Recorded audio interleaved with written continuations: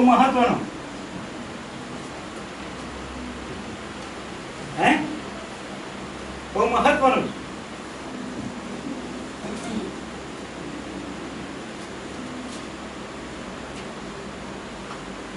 દશાંશ આપવા જેવું કે તે લેવા આવે.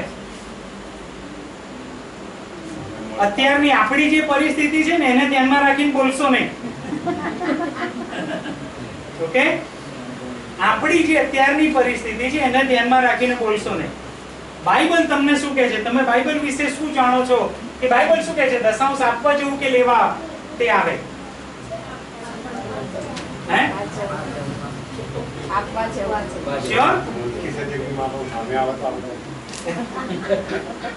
આપણે ખરેખર જે આવક આવે છે એ આવક આવે છે એટલે આપણે આપવા જ જવાનું, જ્યારે પણ આવે ગમે ત્યારે. રાઈટ. ચોક્કસ બાઇબલ એવું કહે છે? પાછા કન્ફ્યુઝ થયા તમે લોકો. દશાંશ આપવા જવાનું નહીં એટલે સમગ્ર બાઇબલમાં આપણે જોઈએ છે. ઇવન મલ્કીઝેદેક લેવા નથી આવ્યો. આપણે જો આ પેરેગ્રાફમાંથી કહેતા કે મલ્કીઝેદેક દશાંશ લેવા નહીં આવ્યો, એ તો આપવા આવેલો. દ્રાક્ષારસ, રોટલી, આશીર્વાદ, આભાર સુધી એ તો મલ્કીઝેદેક આપવા આવેલો.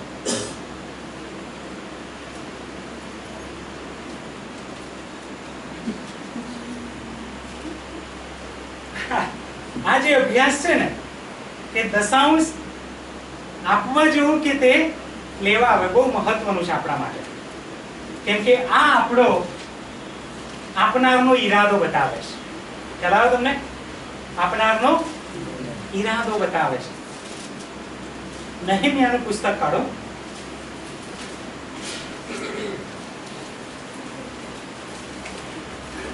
નહેમ્યા 13 અને 12. 13મો અધ્યાય ને 12મી કલમ.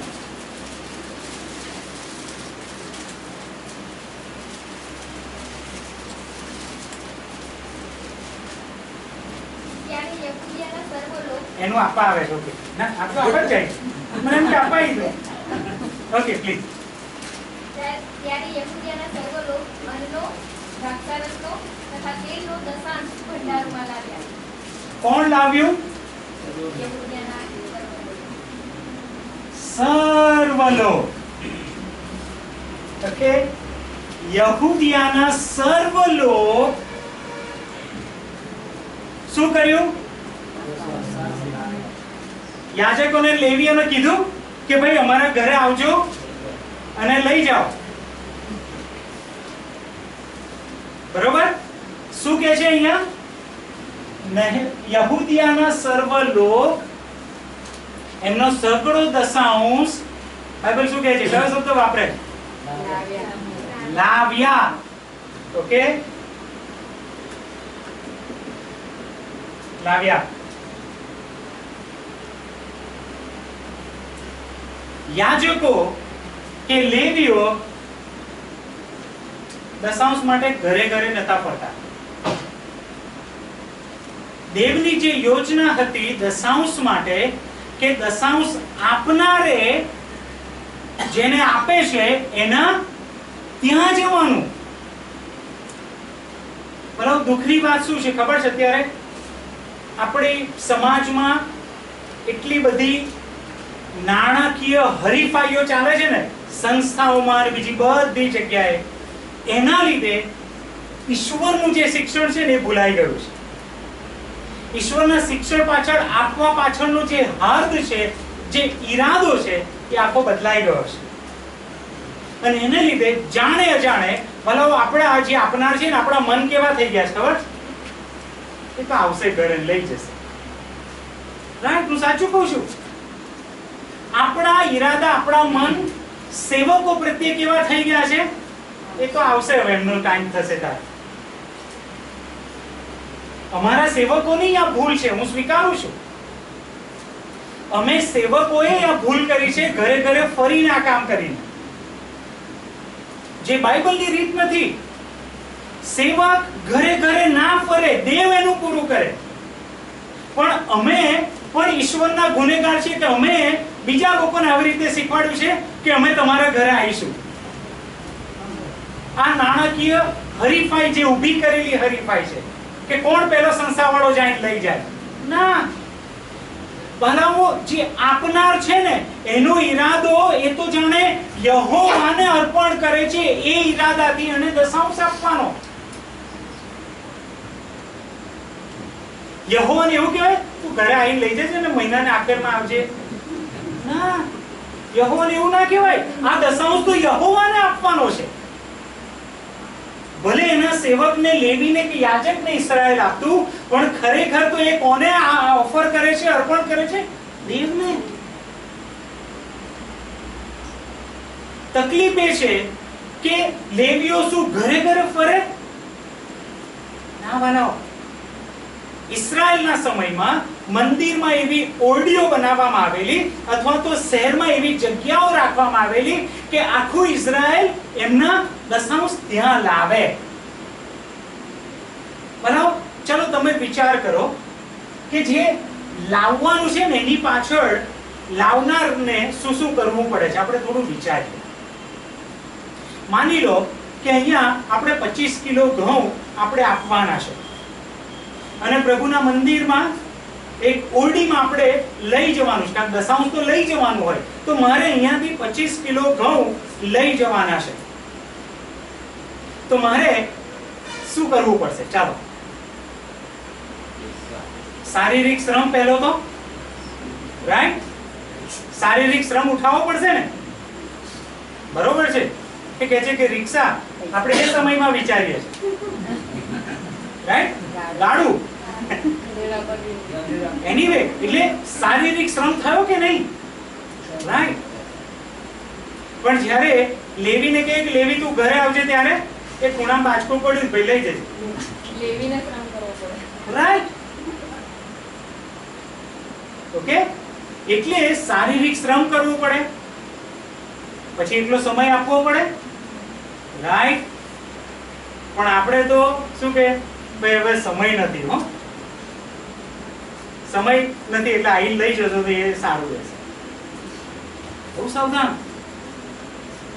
આપણા ઈરાદા કયા છે ને, હું તમને કહું બનાવ, આપણે જે અર્પણ કહીએ છીએ ને કે હું દશાંશ આપું છું, બધું કરું છું,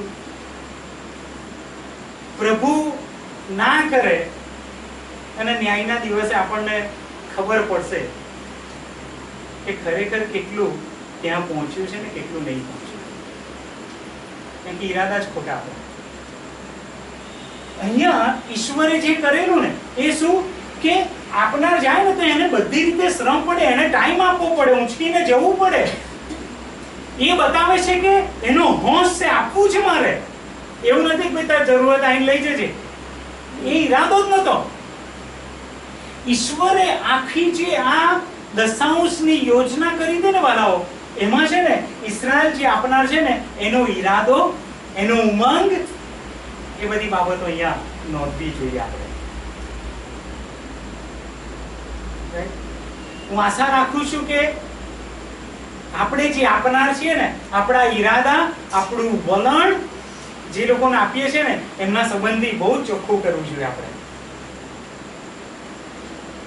મેં જેમ માફી માંગી કે અમે સેવકોએ બગાડ્યું છે, એક સેવક મારા ઘરે આવેલા, જે ઘરે ઘરે ફરે, મારા ઘરે આવી ગયા અને મને લાગે એમનો એ દિવસ સારો નતો, મારા ઘરે આયા. મેં બેસાડ્યા, વાતચીત કરી અને પછી એમનું કામ શું, આવે, બેસે, બાઇબલ વાંચે, પ્રાર્થના કરે અને પછી આશા રાખે. મેં કહું તમે કરો છો શું? સેવા શું તમારી? તો કે બસ પ્રાર્થના જ કરું છું. એવું તો કોઈ સેવા મેં જોઈ નથી બાઇબલમાં કે હું પ્રાર્થના કરીને બધે ઉઘરાઈ રાખે. એક સેવક તરીકે મારા માટે પણ એ બહુ કઠણ હતું કે અમની સાથે હું વાત કરું, પણ મારે એમને સમજાવવા પડ્યા કે તમારે ઘરે ઘરે નહીં ફરવાનું. જો ઘરે ઘરે ફરો છો તો તમે દેવના સેવક નથી, દેવ પર આધાર નહીં રાખતા. તમે ફરશો નહીં, દેવનું નામ તમે બગાડશો નહીં, દેવના સેવકોનું નામ બગાડશો નહીં. આ રીતે ઘરે ઘરે ના ફરો. દેવ પર આધાર રાખો. તમે તમારું જે કામ છે ને ઈશ્વરે તમને સોંપ્યું એ કામ તમે કરો ને દેવ તમારું પૂરું કરશે. મહેરબાની કરીને આવી રીતે ફરીને દેવનું નામ અને સેવકોનું નામ બગાડશો નહીં. એ સેવક પછી મારા ઘરે આયા નહીં, એ તો ચોખ્ખી વાત છે કે આવે જ નહીં, પણ છતાંય હજુ બીજે ઘરે ફરે છે. કેટલી દુઃખની વાત. મતલબ એટલે જ મેં કીધું કે અમારા સેવકોનો બહુ મોટો ફાળો છે આમાં. અમે બગાડ્યું છે એ હરીફાઈઓ, ઉપજાઈ કાઢેલી હરીફાઈઓ. બાકી નાણાં માટે હરીફાઈ છે જ નહીં દેવના રાજ્યમાં. એવું બધાનું પૂરું કરે. અરે 500 સંસ્થાઓ હોય ને 50,000 સંસ્થા થાય ને તોય આપણો દેવ પૂરું કરશે. હાલેલુયા. હરીફાઈની વાત જ નથી વાલાઓ. વાત એ છે કે દેવના વચન આધારિત આપણે કેટલું અર્પણ લાવીએ છીએ, કયા ઈરાદાથી કરીએ છીએ. અમે લોકો કયા ઈરાદાથી સેવા કરીએ છીએ બહુ મહત્વનું છે.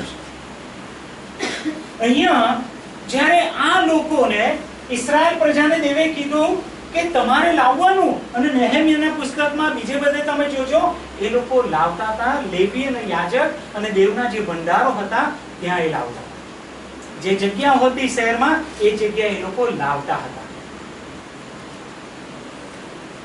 પરંતુ તમારા અર્પણ વિશે બહુ સાવધાન રહેજો.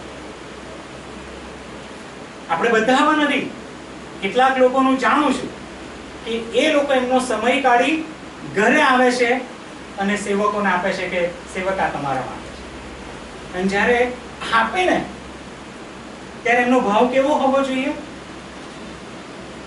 કે હું એટલો આશીર્વાદિત છું કે તમારી સેવામાં સામેલ થવાની મને તક મળે છે એટલે હું આપું છું. લો આ તમારું પૂરું કરીએ છીએ. ના, બહુ સાવધાન રહેજો કયા ભાવથી આપો છો. લો ચલાવજો, લો પૂરું થશે, બી કેરફુલ. એ બાબતોથી આશીર્વાદ આવતા નથી દેવના. દેવની નિંદા થાય છે, દેવને તમે અવગણો છો. પણ જ્યારે એ ભાવથી આપો છો કે દેવ આ તારું કામ અહીંયા થઈ રહ્યું છે અને એટલે હું સામેલ થવાના હિસ્સાથી મારો હિસ્સો આપું છું કે સરસ, હું તો નહીં કરી શકતો લેવીનું કામ કે જે તે પ્રભુ આપ્યું છે, પણ આ લેવી યાજક કરે છે એટલે હું આમાં ઇન્વોલ્વ થઉં છું, સામેલ થઉં છું મારા આપવા દ્વારા. પ્રભુ આભાર કે હું આવું કરી શકું છું. એ ભાવ દરેક આપનારનો હોવો જોઈએ કે પ્રભુ હું આ સેવામાં ઇન્વોલ્વ થઉં છું આમને આપવા દ્વારા. એ ભાવ સાથે ઇસ્રાયેલ પ્રજાએ ત્યાં લાવવાનું. ઓકે, એટલે પ્લીઝ આ બાબત સમજજો અને એને હવેથી અમલમાં લાવજો. ઓકે, એ આપવા જવાનું હોય, લેવા એ આવે નહીં. પ્રસંગ અનુસાર વગેરે વગેરે જે બાબતો છે એ આપણે પોતે જે તે સેવકો એની સાથે નક્કી કરવાની, પણ આ બાબત છે.